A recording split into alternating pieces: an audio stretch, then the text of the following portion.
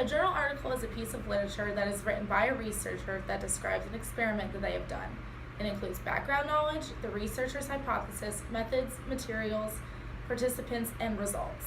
Its main purpose is to put data out there that is interesting or useful to the public. These articles are primarily read by other scientists and students, so the general public never really sees them, and this is why we have journal to journalism.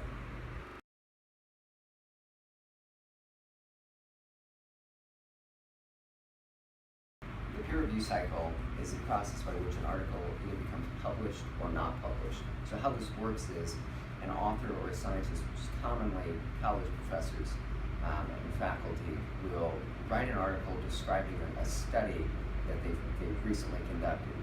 And so from there, after writing the article, they send the material off to an editor at a publication, also known as a journal, and the editor will review their work and right off the bat can either reject it based on their feelings for the article or decide to send it off to some reviewers, which are experts in the field that the article was written in. So if it's sent to the reviewers, these reviewers or experts will look over the article. They'll be checking for validity of content, and they'll make their own revisions if they feel they're necessary, or suggestions for revisions. Or they may suggest to the editor that the article be rejected and not published at all for various reasons. After that, the reviewers will send it back to the editor, send the material back to the editor with their suggestions and revisions.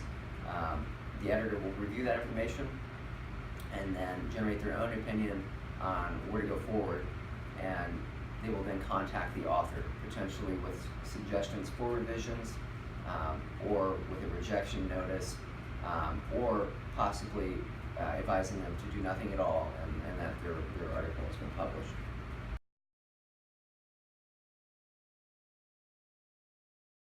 Once an article is published in an established journal, there's the potential for the media to get a hold of the information if it is interesting or relevant, and this can be a good thing or a bad thing. So one main benefit of the journal to journalism process is that the journal and the researcher's name get put out there, which obviously is going to have positive implications for the researcher themselves. Another pro is that the journalism process kind of summarizes important information for the general audience, so it makes it easier to digest for someone who doesn't have any specialized education or any general knowledge about what the paper is about. Unfortunately, journals do cost money, and sometimes that price is really high. So someone with no expertise in the field is not going to want to pay for it. So by taking this into the mainstream media, the cost is less, but the important information is still getting put out there. Another con of the journal to journalism aspect is that the media sometimes likes to pick and choose what it puts out there. So they might find interesting articles and they'll just put the information out there that they think will get the most views, not necessarily if it's true or not. So an example of this is the positive correlation of drowning deaths and ice cream sales. So the media might say, oh, when ice cream sales go up, so do drowning deaths, while they're not saying that it's because they both occur during the summer. If more people swim during the summer, more drowning is going to occur. And more ice cream sales are going to occur in the summer, and the media might not say that because that's not as interesting as saying that ice cream sales and drowning deaths correlate. So that is a huge con of journal to journalism.